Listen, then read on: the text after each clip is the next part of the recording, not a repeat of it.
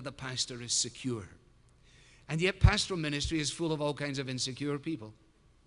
Pastors, I think, are some of the most insecure people I've ever met. And I don't say that because I'm proud of the fact, but I think it's a fairly accurate observation. I'm not here to tease it out. But the antidote to feelings of insecurity is not to bolster our egos, not to advance our cause, not to say more outlandish things about ourselves or our effectiveness, but is to recognize that it is in our very weakness that we discover the nature of all that God has provided for us, and that we can show our people that our personal lives, threatened as they are by the activities of the evil one, unsettled by experiences of anxiety, set upon by big and silly thoughts about ourselves because we are proud by nature, that ultimately all of our security is found, notice verse 10, in the God of all grace. The God of all grace.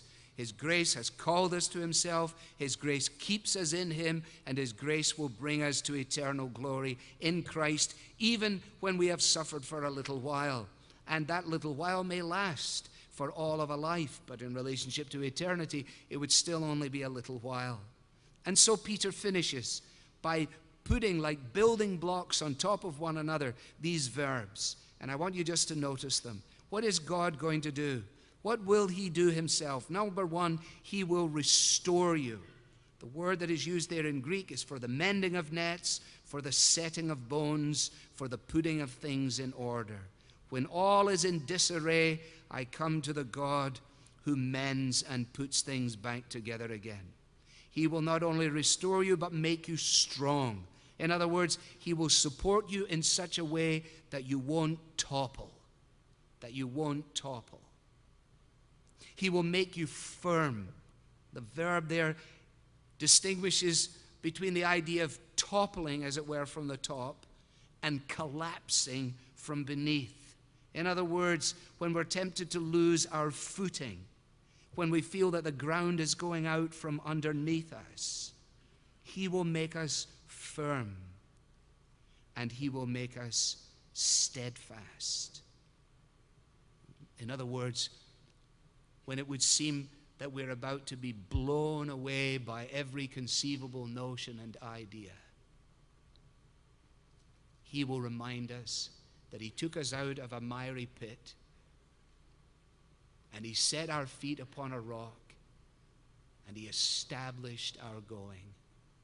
He will remind us that since by his grace he began this good work in us, he will bring it to completion at the day of Jesus Christ.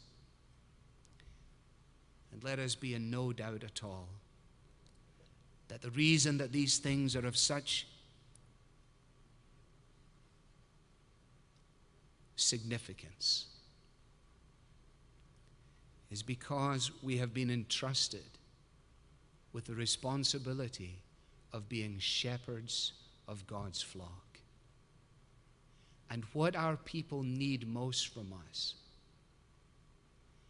is personal holiness. Personal holiness. Not dramatic giftedness. Not forcefulness of personality. Not increasing notoriety. But core conviction. Core level. Crystal clear,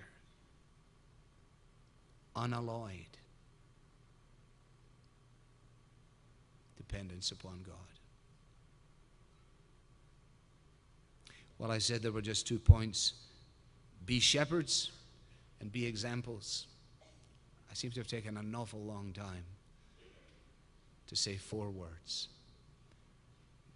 But may God write all that is of himself on